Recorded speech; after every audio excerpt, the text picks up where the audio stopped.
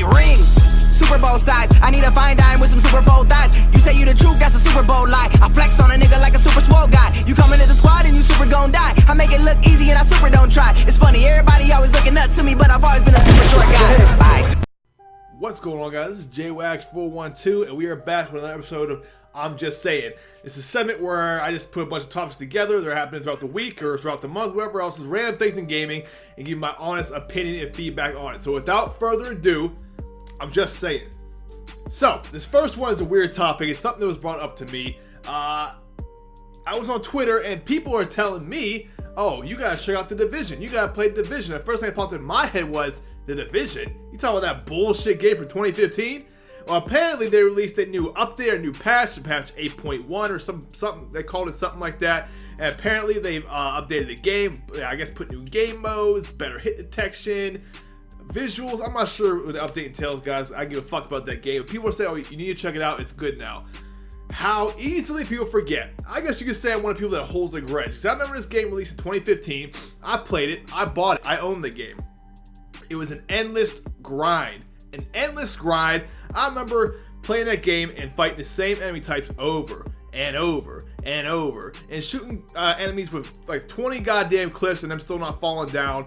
There were bullet sponges to no end. I mean, there was very little variation in any kind of combat at all. It was very fucking monotonous. That's the one part, right? The Dark Zone was bullshit itself. The multiplayer was terrible. They lied about the release from E3. They showed a trailer what the game would look like. It looked nothing like that when it released. It was way downgraded. They showed areas on the map that didn't even exist in the real game. So there was a lot of lying before the game even come out. And the big thing, probably my biggest problem with this game was after endless hours of grinding, right? For like sometimes like a half hour fighting a boss battle and then for some loot, and all I got was a beanie or a sweater. Fuck that! That shit pissed me off to no end. But the icing on the goddamn cake is I pushed through it all, I beat the campaign, but once I got to the end of the campaign, the final boss was a fucking helicopter.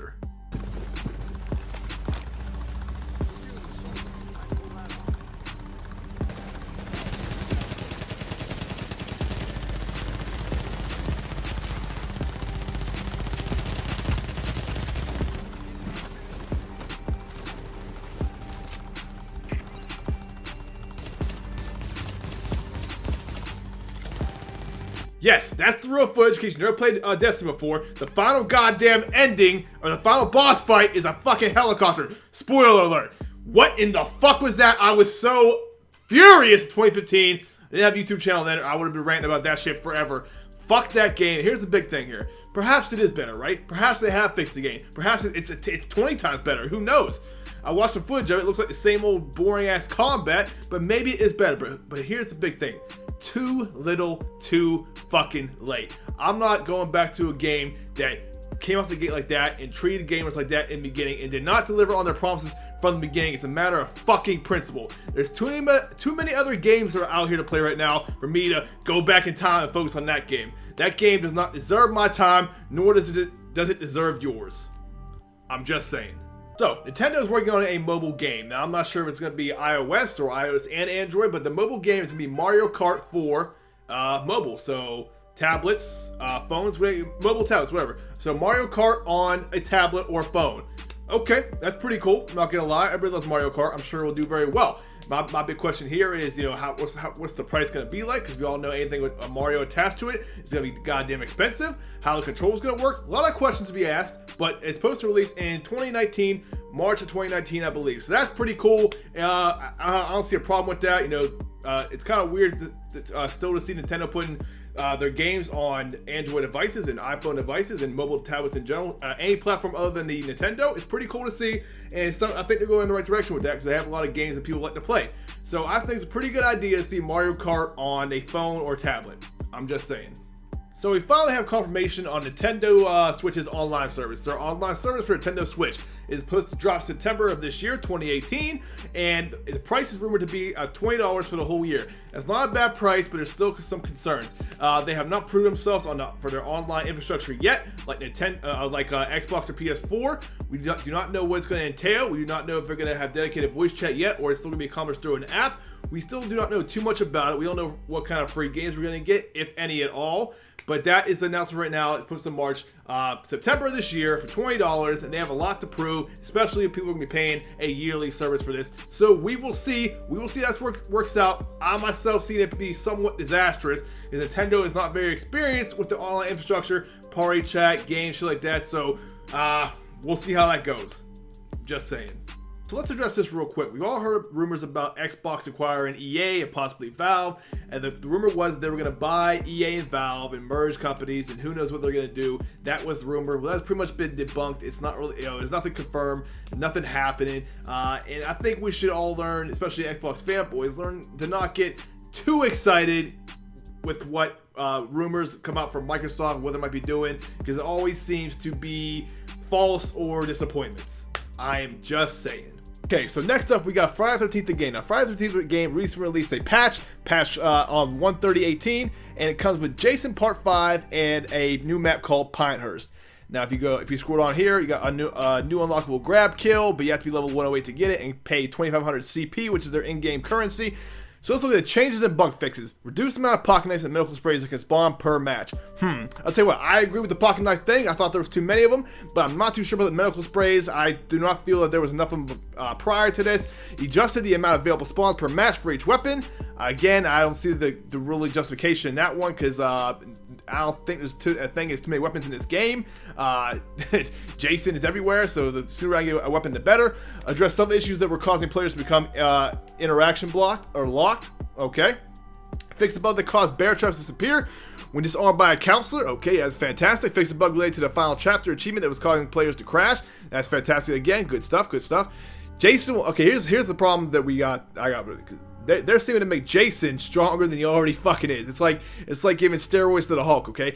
Jason will now be in each map equipped with 2 additional throwing knives, so 2 more than he had previously. Okay. Jason's movement speed has been slightly increased.